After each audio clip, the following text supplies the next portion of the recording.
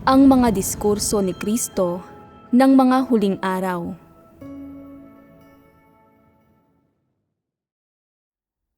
Mga salita sa paglilingkod sa Diyos.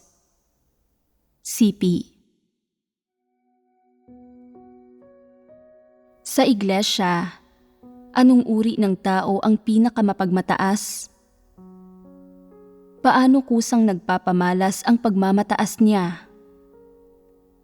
Sa anong mga bagay pinakanabubunyag ang kanyang pagmamataas? Mayroon ba kayong pagkakilala rito?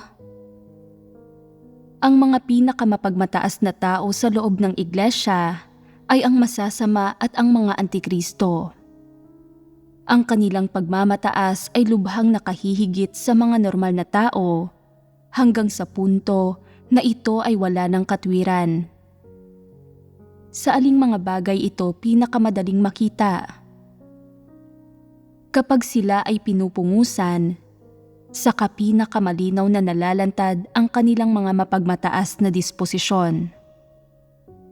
Gaano man katindi ang masasamang gawa ng mga antikristo na ito, kapag may nagpungos sa kanila, sila ay magagalit at magsasabing, "Sino ka para punahin at turuan ako? Ilang tao ang kaya mong pangunahan? Kaya mo bang mangaral ng mga sermon? Kaya mo bang magbahagi tungkol sa katotohanan? Kung gagampanan mo ang tungkulin ko, hindi ka magiging kasing galing ko."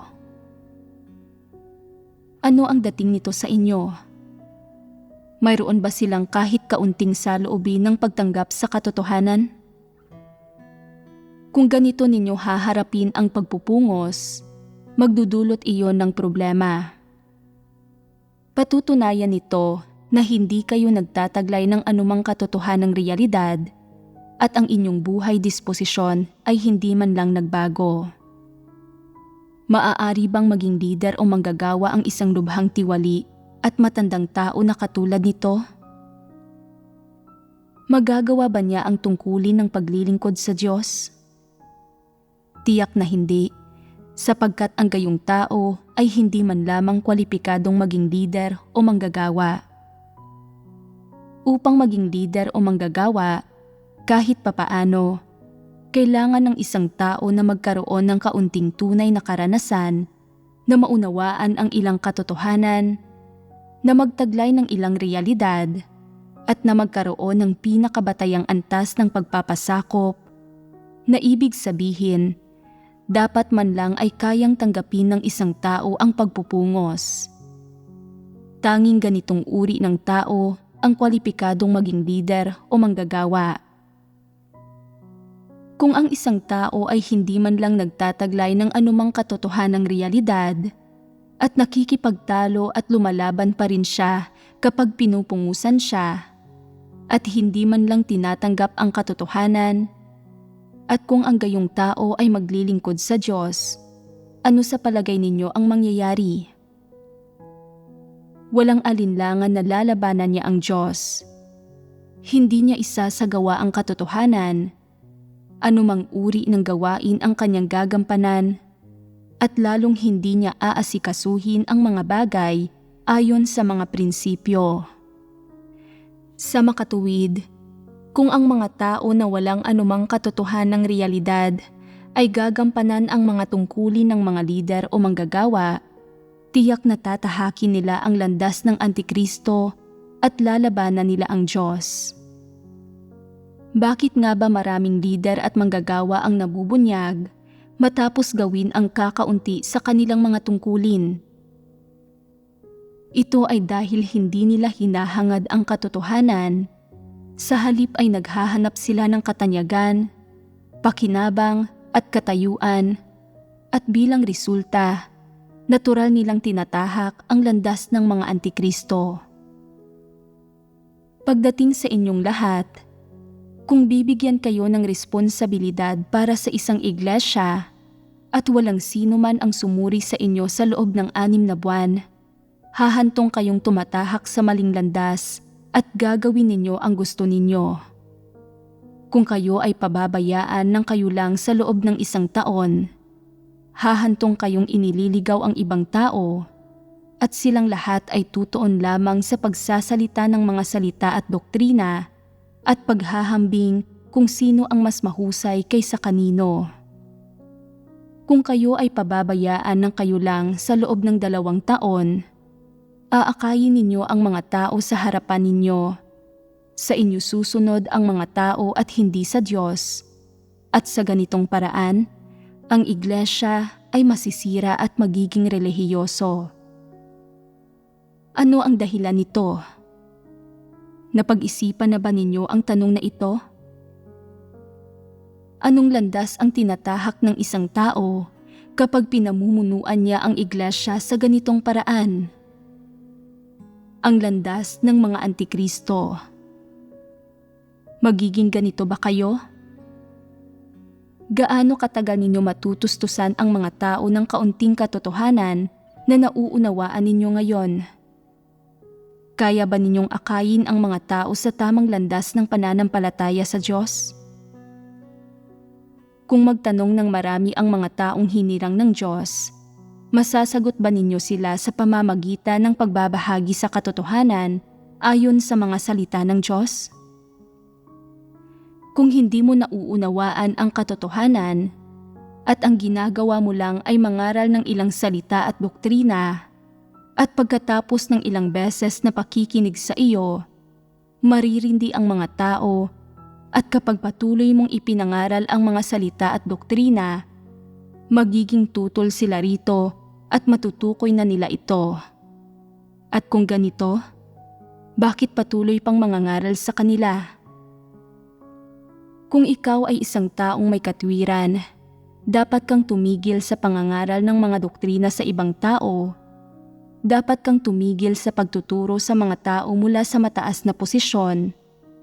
Dapat kang tumayo ng kapantay ng iba at dapat mong kainin, inumin at danasin ang mga salita ng Diyos kasama nila. Ang lahat ng ito ay mga pagpapamalas ng mga taong nagtataglay ng katwiran. Yaong mga partikular na mapagmataas at mapagmagaling ay madaling nawawala ng katwiran at nagpipilit na ipangaral ang mga salita at doktrina sa iba o sinusubukan nilang magpakitang gilas sa pamamagitan ng paghahanap at pag-aaral ng mas malalalim na espiritual na teorya at sa gayon ay nagiging mga taong sinusubukang manlihis ng iba. Ang pagkilos ng ganito ay paglaban sa Diyos.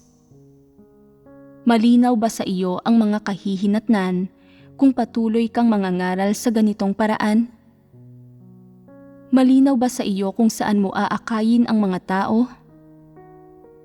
Anong uri ng problema ito kapag tinahak mo ang landas ng Antikristo, inakay ang mga tao sa harapan mo at pinasamba at pinasunod sila sa iyo?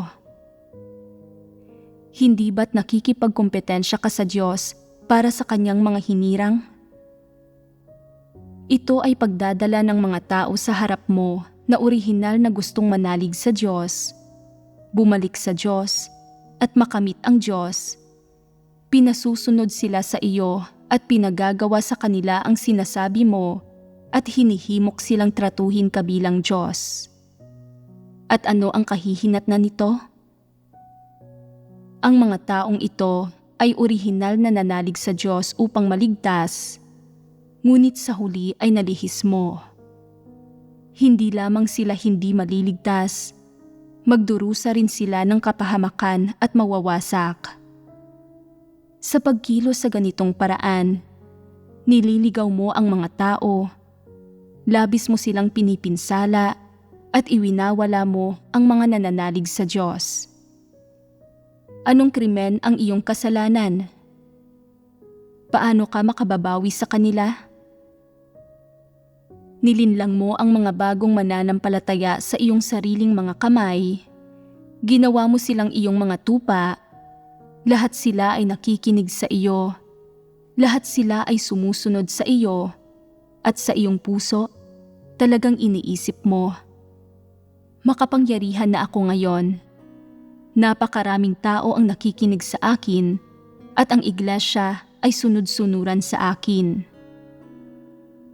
Ang kalikasan ng pagkakanulong ito sa loob ng tao ay di namamalayang nagsasanhi sa iyo na gawing tau-tauhan lang ang Diyos at ikaw naman mismo ay nagtatayo ng isang uri ng relihiyon o denominasyon. Paano naglilitawan ang iba-ibang relihiyon at denominasyon? Naglilitawan sila sa ganitong paraan. Masdan mo ang mga lider ng bawat relihiyon at bawat denominasyon. Lahat sila ay mapagmataas at nag-aakalang mas matuwid sila kaysa sa iba at binibigyang kahulugan nila ang Biblia nang wala sa konteksto at ginagabayan ng kanilang sariling mga kuro-kuro at imahinasyon. Lahat sila ay umaasa sa mga kaloob at kaalaman sa paggawa ng kanilang gawain. Kung sila ay wala talagang kakayahang mangaral, susunod ba sa kanila ang mga tao? Sila, kung sa bagay, ay nagtataglay ng kaunting kaalaman at makakapangaral ng ilang doktrina, o alam nila kung paano makaakit ng iba at kung paano gumamit ng ilang panlalansi. Ginagamit nila ang mga bagay na ito para linlangin ang mga tao at para dalhin ang mga tao sa harapan nila. Sa pangalan, ang mga taong iyon ay naniniwala sa Diyos, ngunit sa realidad, sinusunod nila ang mga leader na ito. Kung nakakatagpo sila ng isang taong nangangaral ng tunay na daan, ang ilan sa kanila ay nagsasabing, "Kailangang konsultahin namin ang aming leader tungkol sa mga usapin ng pananampalataya." Tingnan kung paanong kailangan ng mga tao ang pagpayag at pagsang-ayon ng iba pagdating sa pananalig sa Diyos at pagtanggap sa tunay na daan. Hindi ba ito problema? Nagiging ano na kung gayon ang mga leader na iyon? Hindi ba sila nagiging mga pareseyo, huwad na mga pastol, mga antikristo, at mga katitisuran sa pagtanggap ng mga tao sa tunay na daan? Ang mga ganyang tao ay kapareho ng uri ni Pablo. Bakit ko ba sinasabi iyon? Ang mga liham ni Pablo ay nakatala sa Biblia at ipinasa sa loob ng 2,000 taon. Sa buong kapanahunan ng biyaya, ang mga nananalig sa Panginoon ay madalas na binabasa ang mga salita ni Pablo at itinuturing ang mga ito bilang kanilang pamantayan. Pagdurusa, pagsupil sa sariling katawan, at sa wakas ay pagtataglay sa korona ng katuwiran. Ang lahat ng tao ay nananalig sa Diyos ayon sa mga salita at doktrina ni Pablo.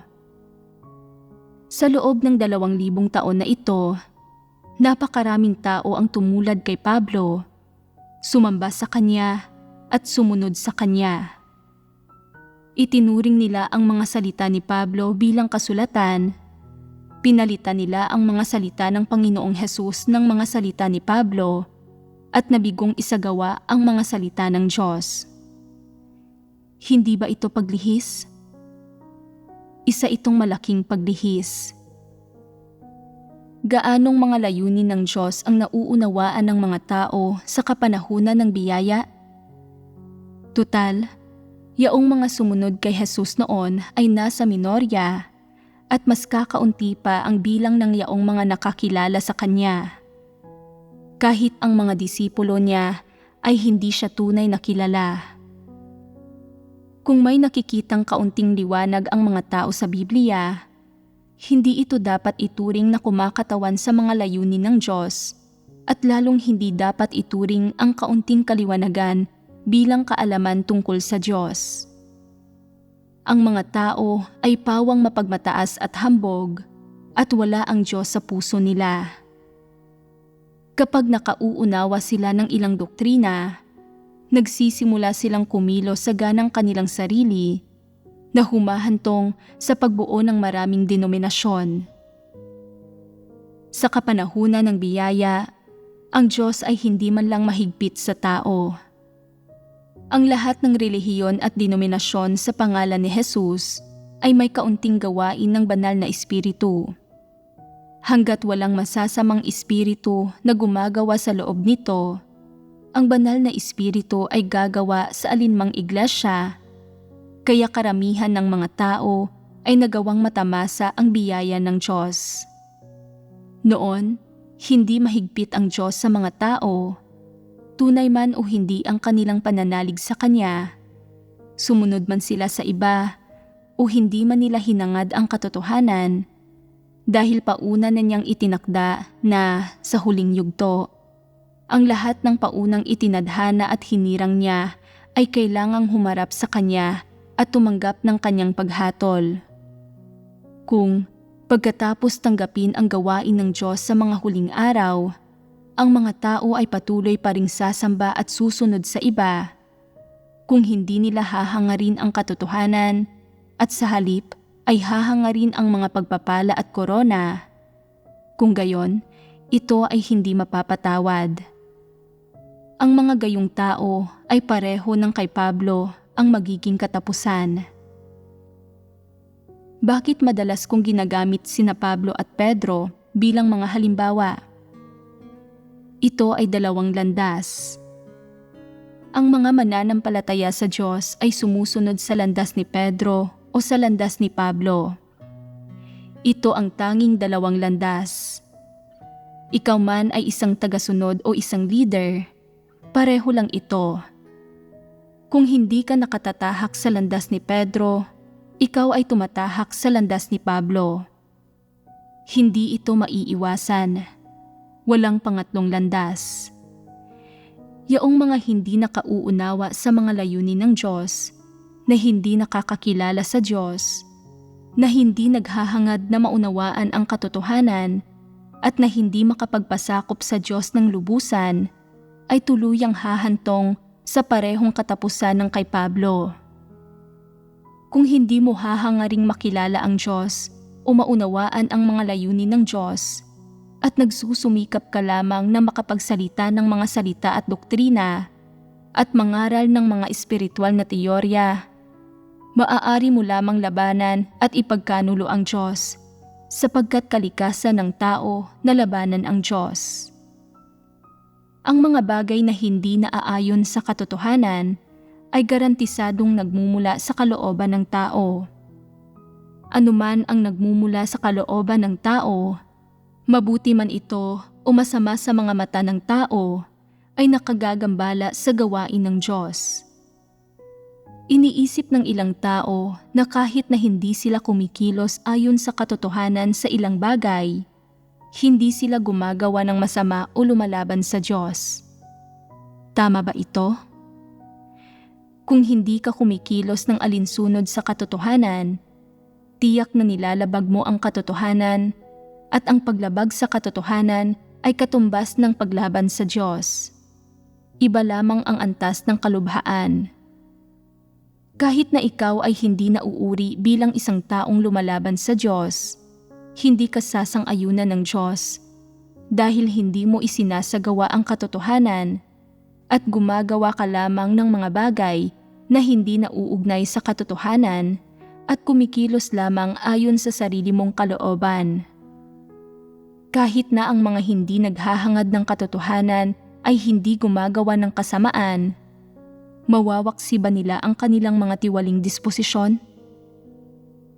Kung hindi nila maaalis sa kanilang sarili ang kanilang mga tiwaling disposisyon, mamumuhay pa rin sila ayon sa mga tiwaling disposisyon na iyon. Kahit na wala silang ginagawa upang labanan ang Diyos, hindi sila makakapagpasakop sa Diyos at hindi sasang-ayunan ng Diyos ang mga gayong tao.